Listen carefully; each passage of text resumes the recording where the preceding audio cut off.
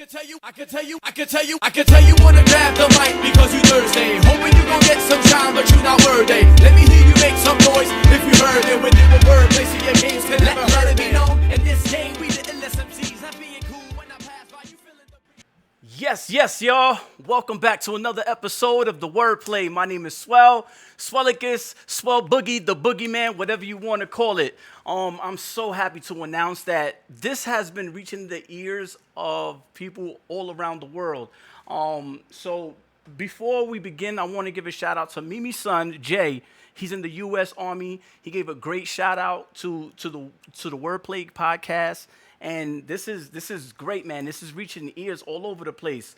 I also want to give a shout out to Acid Space, all the way from Sweden.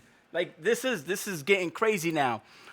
He also asked a question, and actually this is a great part of the show that I'm going to be accepting questions and I'm going to be answering them. So if you have a question for me, a question for the guest, let me know. His question was, why did you quit the Arsonist, and why did I quit rapping? All right, so let me break that down, Acid Space. Arsonist, I didn't quit Arsonist. Arsonist fell apart. By the certain year, the music changed, management changed, labels changed. So it wasn't like I quit the Arsonist, like, yo, I'm out. It was just, it fell apart. To be honest with you, everybody went solo. They did their solo careers. So it just fell apart. And I started doing my own thing. Now, why did I quit rapping? That's a different story. I put down the pen because I honestly didn't have the courage to go solo. I didn't have the confidence to do it. Like, I didn't even like my own voice, so it's ironic that I'm doing a podcast. So for me to even do this and hear my own voice back, I always hated that. You see the way I always hated the sound of my voice. So I was like, you know what? Everybody's doing their own thing. I don't need to rap anymore. Honestly, there's too many amazing rappers out there anyway, and I didn't even feel like even being close to the best MCs in my own group. Like, I was not even close to being there. I had just fit in the pocket to be in the group and be okay. But as a solo artist, I don't think I have the courage or confidence to believe in myself that I can do it on my own. So there it is, man. Today is going to be my first up-and-coming artist, and I'm so happy to announce him. His name is Frank Nitti. Come on in, bro. How you doing, my brother? Can't complain, you? Yeah, goody. I hear you. It's been a minute. I'm so happy to see you, man. I'm so happy. Put the mic brother. there. Likewise. Listen. So you know what? Before we even get into your music, everybody, this is Frank Nitti. He's a great friend of mine. And before we get into music, I want to say something about you. I wanted to give you some props because we're in the same business, in the industry. And I was new to doing business and really didn't know what I was doing. And you was a person that I met and really didn't know me, and you still happened to help me. You still was willing to help me, answer my questions. You was kind of like a go-to guy for me. And even though you didn't know me, you was willing to do that. So what inside of Frank Nitti got you to help me out, not even knowing me or somebody that you don't even know? I mean, each one teach one. I'm like growing up, I really didn't have a lot of people that helped me. So I figured like when I got bigger and I started to do my own thing, like if somebody needed help and I've been there and I've done that, I could just guide them away. Right. Because there's no point in, if you're trying to do something and I did it already and I can give you pointers, why would I let you fail if I could just make you skip that stage and you could just do what you do without failing? It was crazy because honestly, I don't even remember meeting you. I just remember knowing you. It was like, yo, we been boys. That's a fact. You know what I'm saying? And that's a great thing. I can't remember the day we met, nothing. I just remember like you was my man. That's it. You was my man. Yeah, it's a vibe, definitely a vibe. And to be honest with you, I didn't even know you did music at that time. Yeah, I was low key. Yeah, you was super low key. and that's what I wanted to get into right now. I wanted to what is your what are you on right now? Because I know you're doing music right now. Every time I speak to you, you're in the studio. And the thing with me is like, there's a difference between being a rapper, you know, doing a FaceTime video of rap and then putting it on social media and Facts. calling yourself a rapper. That to me is not an up and coming artist. You are the first up and coming artist that I have here. When I go to your page, I see you're booking tours. You're doing every time I speak to you, you're in the studio. You have your own clothing line, and let's talk about that first thing that I heard. I don't know if you had something before that, but you had a song called "I Am."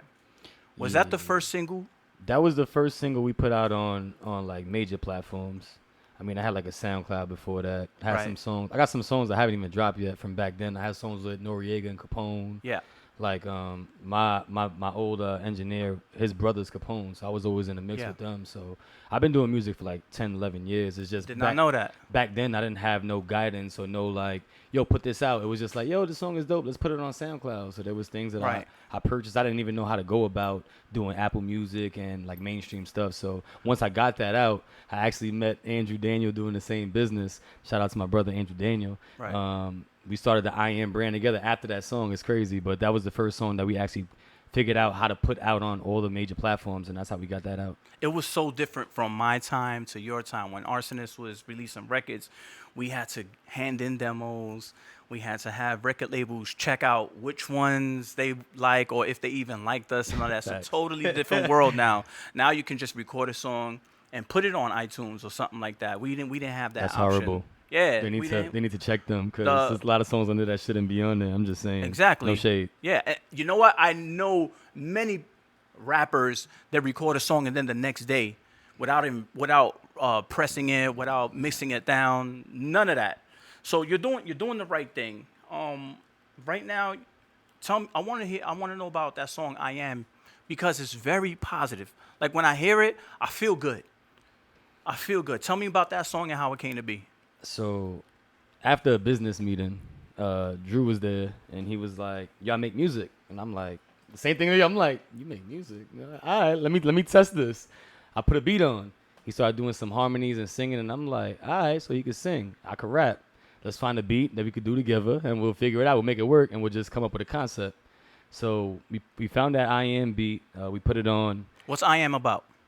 Just who you are. I Am is it's like more than a brand. It's I am is the most powerful statement in the world. The words that follow that statement, it makes you who you are. So, like, there's a lot of people that say if you're a negative grimy things. person, that's who you are. That's if a you're fact. a positive person, that's who you are. That's a fact. And then it's crazy because the people that the energy attracts and the vibe attracts is who you become. Right. So the people that you're around is usually you share the same vibe because that's who you attracted into your circle. Right. All right. So you got I Am going on, and every time I speak to you, you're in the studio. I just left the studio. What are you working on right now? Like, what is this album about? Like, what's going on? I dropped the EP on my birthday in August. It's October. Oof, I keep thinking it's September. I dropped the EP on my birthday. It was just some stuff that I had that I was like, I need to put some stuff out because I dropped singles here and there, but it was like people were waiting for a project. So I gave them 7-song EP. There's 6. If you listen to the last song, it turns into 2 songs. I did some secret Jay-Z stuff. Yeah. And then right now I'm actually working on an album. I got 2 full length. I don't want to go too crazy, so this one's like 14, 15 songs, but this one is different. I'm gonna have like spoken words in between songs. It's gonna Skits start and stuff like skits. that. Yeah, it's gonna be like a real album, not Absolutely. like this new bubblegum stuff. Right. I'm tired of this new bubblegum stuff. Like growing up from the era where I'm from, I like bars. Bars matter. Right. They're not talking about nothing in this new rap. Oh, I make money. I got drugs and women and. That's cool, Right. But what you teaching is next generation. Right. It's okay to be a drug dealer, a drug user, a woman abuser. Like it's no substance in the music, so I'm gonna bring back some substance. What is the plans for this album? Right now, I'm working on. Release. Are you shopping it, or are you guys gonna put a label together and put it out yourself? We have our own music label. I Am is a record label now. I didn't know that. Yeah, we got our own record label now. We actually signed our so you're first. You're gonna be getting 100% profits of everything. Facts. And we signed our first female artist. That's who I actually just left the studio with. I had her. She's finishing her EP now. Shout out to Bree Cruz. I also met her in the business, but Right. she's in the studio right now finishing up her project. Once her project is done, I believe we're gonna shop my project. The way we did the deal for the record label was cool. But we're gonna shop my project first, and then we're gonna drop her EP, and then we got something we're Well, gonna that'll drop be the on. smartest thing to do because you already had a buzz. Yeah. You already got a buzz going on. Like there's a lot of people knowing that. I've heard people hearing your songs and all of that. And I've even seen you on the platform, Straight 16, but you haven't did yours yet, right? So they pressed me this morning, so I was walking into work, and I just gave them one right there on the spot. So you're gonna see Ooh. one coming soon. Coming soon. I want to give a shout out to Straight 16. Facts. They definitely will be here soon. I'm waiting on them. If not, I'm gonna fight both of them. They twins. You crying twins. Shout out. Love y'all. All right. So that's so amazing. Like, what did you ever have any like tough times? What was your down? Your down. Now or like in general, like going through the motions. Both. I mean, I started writing music when I was like 12, but it was because I felt like I had nobody to talk to at that time. My step pops was beating my mom's, and I really had no outlet. So I was like, yo, I just express myself. I hear music, I'm gonna express myself, and the first song I ever wrote was for my mom, and she cried and she was like, yo, you should really do something with this, and I was like, all right, cool. Coming from your mouth, I'm gonna go do it. And then since then, I just been writing, and I actually wrote a song for this girl. I don't know what name she goes by now, but she had got signed to Def Jam Island off the song I wrote her, and she paid me for the song, and I was like, dang, like I didn't know better back then, but it's dope now. But it's cool because like I've been around people in the industry, and it's just like everybody's so focused on getting a record label or record deal that they're not looking that they signing their life away to somebody else, and you got to do what they tell you to do once you sign that paper. I don't want that. So what I did with our record label was there's 3 of us, and I signed the top. So let's just say I was to get signed somewhere else, it would be like a J. Cole deal where this is my group. Y'all don't have no say on how they make their music because Andrew Daniel is a worship leader, so you can't tell him he's going to have to make a certain kind of music. My female artist, Bree, she sings worship as well. She's a worship leader. So you can't tell her she got to make something provocative or dress a certain way because they're not attached to you. Right. Only I'm attached to you. So I've been more shopping me so then I can fund their projects and they don't have to do things of that by themselves. So we That's did that. a great domino effect. Yeah. Damn. So tell me about the label. How did it become to be? Because you were saying it was you and Drew, me and Andrew Daniel. It's crazy because the song came out. And I'm good at branding myself.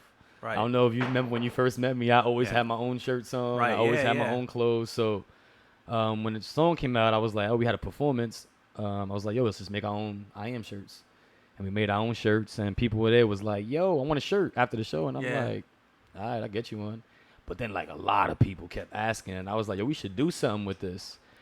We just sat on it. But then that Sunday, the performance was on a Monday. The Sunday after, we go to church, and the preaching is about I Am. So I'm like, nah, we got to do this, bro. Like, that's God talking to us, but we got to do this. And you've even performed at the most famous place in New York, SOBs, right? SOB. I performed at SOBs about 4 or 5 times. Right. That's a very, like, we practically started our career out back in the 90s there, and that's when it was really famous performing at that place. So when I seen you doing it, I said, all right, this is not just a rapper.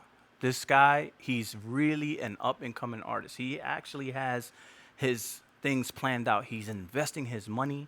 He's investing his time, and that's what the difference between just being a rapper and doing a rap on social media. And being an artist. And people don't get me when I say that. I'm like, no, there's a huge difference between being an up-and-coming artist and just being a rapper or just being a singer or just being a DJ. I hate when people put DJ in front of their name. They don't book any gigs. They don't do any tours. They're DJ in their room. Yeah. And you know what I'm saying? Like that irks me to death. And I'm not taking talent away. No, of course. If you want to be a rapper, that's dope. If you want to be a DJ, you want to be a singer, I think doing all that, you should follow through. And invest in yourself. And There's a lot of artists out here that don't want to pay for beats. They don't want to pay for studio time and think everything should be handed to them. And listen, if that's how you feel, cool. Keep rapping in your room and don't step foot into offices. Like, I done perform for Bad Boy Records. I perform for Rock Nation. It's different. You're going out there. You're pushing it. Facts. You're pushing it. You have to. And I hate when people think that they're just because they know how to rap and know how to put a song on iTunes or whatever, they call themselves an up and coming artist, and that kind of irks me because I went through a lot. Yeah, I went handing through out a demos lot in the street, Yes. talking to people, reaching the people. It's about Yes. reaching the people. That's Yes. at the end of the day, reaching the people. I went They're not through trying a to reach lot. the people. They on the block trying to reach their boys. Like, just call Right. them, bro. It's that Right, simple. and I get it. It's a different time, where you don't have to do as hard as we did it. I get that, but there's still a process, man. There's still a sound that you have to do to make your album sound crispy, too. Oh nah, I got a perfect thing. I found this the other day and I sent it to my brother. He moved to Oregon. He makes music out there. It's crazy, the numbers. And this is for the people that want to keep doing things in their room and just throwing it out without getting a mix. Last year in 2018, 24,000 songs were released every single day for the whole year, and only 151 of those songs went certified gold or platinum. I want you to repeat that. Repeat that. 2018, last year, 24,000 songs were released on streaming platforms every single day for 12 months, and out of all of those songs, only 151 of those songs went certified gold or platinum. That's 151. crazy. And 24,000 were released every single day for 12 months. Oh my god. And these people think they just gonna go and just drop a song that they just dropped yesterday, or they haven't mixed, or like nothing. Like, it's crazy to me. When I hear some of these songs, it's like, did your man tell you this was good to put out? Because it's not. And it gets me mad because people be in my inbox like, yo, listen to this song. And I'm like, yo, I never shot my music like that. I'm not tagging people on Facebook. I'm not tagging you on Instagram. I'll drop a post. If you like it, you're going to go listen. If you interested, you want to hear what I got to say, you go listen. If not, I'm not going to be in your inbox like, yo, listen to my music, watch my video. That's not how you do it. You're just going to turn people off. Yep, absolutely. And I think we learned that also through the business. That's a You know what fact. I'm saying? Like, just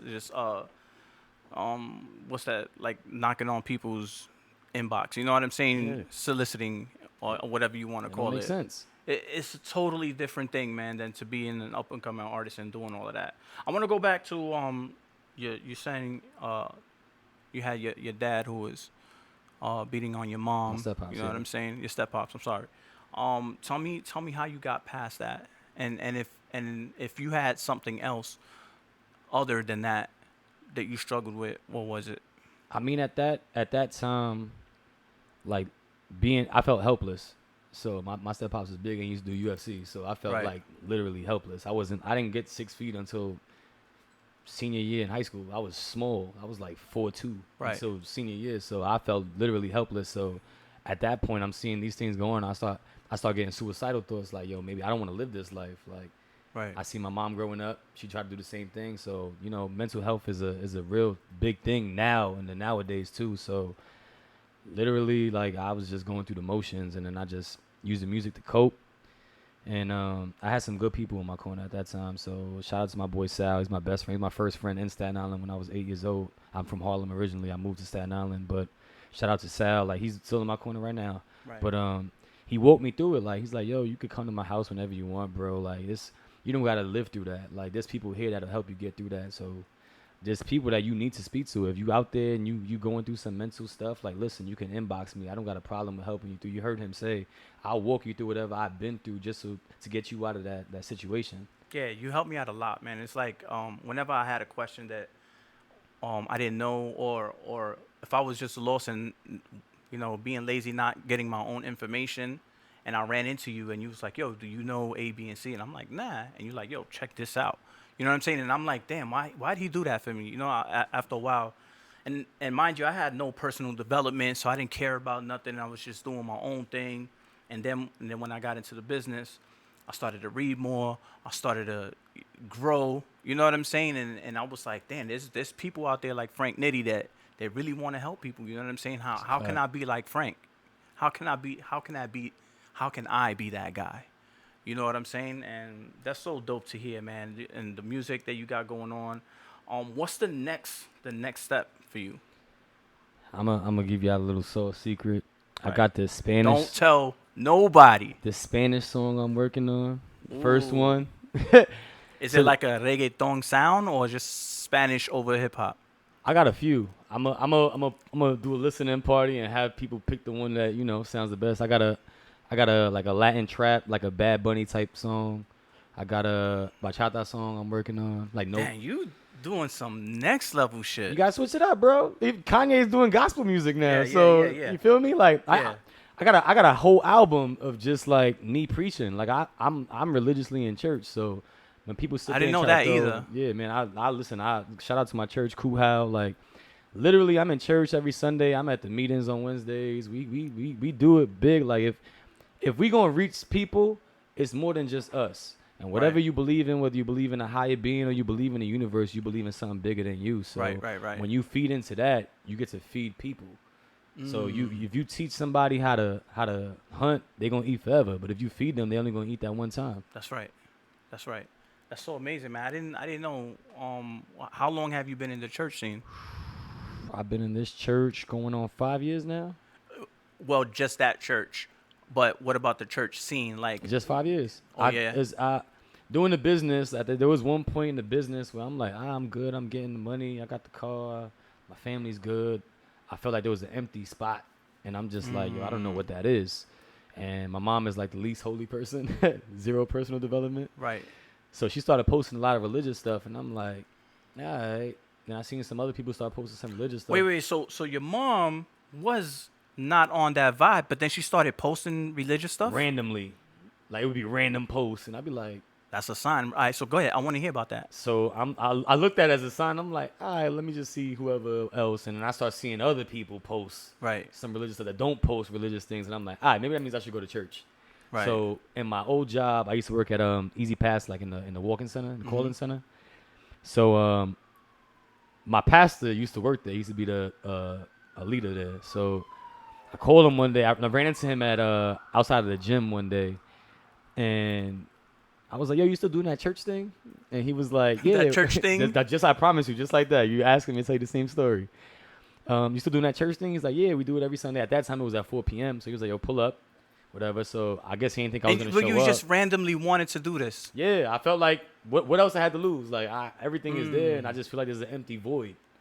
So I went, and I sat all the way in the back by myself, and I felt like it was literally just me and him in a sermon where, like, he hit a spot where I instantly thought about my mom and that situation I was going through back then, and I broke down and I left. And when I came home, my wife was like, yo, like, you good? Like, you seem like messed up, like distorted. And I'm just like, nah, that was real. Like, that was like a encounter, and it was different. She was like, you mind if me and the kids go with you next time? And I'm like, yeah. What? And then we all just from that day just Oh man, let me cut you off, Chico. I want you to come in real quick. Chico, he does several different podcasts, and if I'm not mistaken, you also do a Sunday one, Yeah, right? we do Come Sunday over here on the mic. I want you to talk about that real quick. What do So- you want? So talk about the. Oh yeah, so we do Sunday BYOBs where we sit down with one of our Come in. pastors, and we just discuss our own experiences. Sunday BYOB means bring your own Bible. Bring your own experience, bring your own mind, and obviously bring your own Bible. So it's something that we'll be able to channel through just people's ears, because not everybody wants to walk into a physical church. of course. Right. You know. Is it part of cause and effect? Yes. So it's like our ways to give back to God on Sundays. Our ways to be able to just give something spiritually to people, other than bringing entrepreneurs, artists, etc. to the platform. Right. It's more than just music. It's more than just entrepreneurs. It's Yeah. like that's what I love Yeah, about yeah, this whole yeah. thing, that we can reach everybody with this. Fire. Thank you so much, Chico. Thank you, man. All right. I basically, you saved, you know what I'm saying? You got saved or whatever. You're doing music, you're doing good right now. And you're not even only doing hip hop. You're telling me you're doing reggaeton, you're doing merengue, you're doing bachata, whatever. You know what I'm saying? We just dropped our female artist just dropped her first single last Monday. It's called Beauty Out the Ashes. It's like a worship song. I'm on that. Wow. Where are you getting your production from? Because let's say I wanted to get into that world, I wouldn't know anybody. I could get anybody to give me a hip hop beat, but who's doing the production for all that other sounds? Shout out to my engineer Joe Wabi. My man's a beast. He do all kind of beats, all kind of beats. Crazy. Rock beats, techno beats, any kind of beat you need, he got that. So on this album, are you gonna have all those sounds, or you're gonna have one sound and then put out another album with a different sound? What's the plan for that? We got 3 albums in the work. I think the next one I'm gonna put out is actually I don't want to call it religion because I don't believe in religion. I believe in relationship. Ooh, so the next project I put out, I think is gonna be that, so I could reach the people I need to speak to. Like I'm not trying to reach the people that's in church. I'm not trying to reach everybody that thinks they are godly and self-righteous. I'm trying to reach the people that are in the spot where I was at, in the streets where people are scared to go. Those are the people I want to reach. So I think I'm gonna put that project out next. It's called The Book of Frank. Ooh. And the cover it looks like a lost page of the Bible that I'm writing. That's amazing, bro. I'm so happy about that. Before we wrap it up, I want to ask you a few questions, and this is gonna be pretty cool. What's your favorite season in the weather? Winter, spring, summer, fall, and why? I like the fall. I'm a Harlem baby by blood, so the fall we could get fly. We could throw some hoodies on, some Timbs, some jackets. You know, that's my kind of season. All right, and you can only pick one. I don't want to hear no excuses, but you gotta only pick one. Is it gonna be DC or Marvel? Come on, man. It's hard. I can't pick one. You gotta pick one. I like Joker and I like Thanos. No. You gotta pick one. Who is it gonna be? If the world was ending right now, and they gave you two plaques, a DC and a Marvel one, and you can only die with one, who's it gonna be? Don't crucify me, Marvel. Oh! Don't crucify me, Marvel. And the Joker's coming out this weekend. That's a fact. Oh man, you played yourself. You played yourself. I'm Thanos and the Hulk, you know. All right, now the last question: if you had your own superpowers, what would it be? How are you saving the world? I want to know what people think. Because if I could talk you off that ledge, I would. Right. And it's crazy because I made. Once I got saved, I made peace with demons of the past, where somebody who did me wrong was like, yo, I forgive you. I'm going to free you, but in freeing you, I free myself. So I would take that superpower just to talk you off that ledge. That's so dope. That's so dope. I want everybody to know where they can find you. If you find me on Instagram, it's Frank_IM_Nitti, Nitti. I'm on Facebook, Frank Nitti Tirado II. And if you want to find me, I'm streaming on all social media. I'm all media platforms. Apple Music, Spotify, Tidal. It's under Frank Nitti, Nitti. And also, he got this gear, man. He did this shirt for me.